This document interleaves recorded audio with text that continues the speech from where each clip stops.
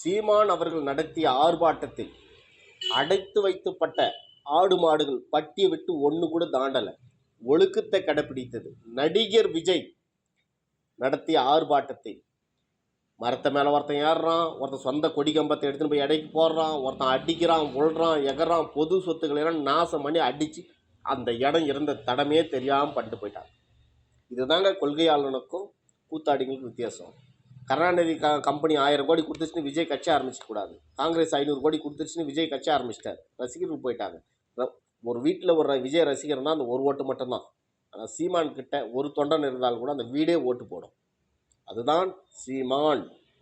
சீமானுக்கு நான் ஓட்டு போடுவேன், என் மண்டாட்டி ஓட்டு போடுவேன், எங்கள் அம்மா ஓட்டு போடுவேன், எங்கள் அப்பா ஓட்டு போடுவேன், எங்கள் அண்ணன் தம்பிகளை ஓட்டு போட வைப்பேன். விஜய் ரசிகர்கள் சொல்ல முடியுமா? முடியாது. ஏன்?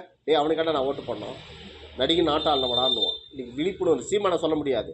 அவர் எண்ணற்ற காரியங்கள் செய்தார், எண்ணற்ற போராட்டங்கள் செய்தார், மக்களுக்கான அத்தனை பிரச்சனைக்கு முன்னே நின்றார். ஆயிரங்களை எடுத்து சொல்லலாம், அது அவங்களுக்கே தெரியும். சரிதா? இதுதான் விஜய் ஏதோ ஆழ்வார்னு நினச்சான். 2% ஓட்டு கூட இல்லை போல.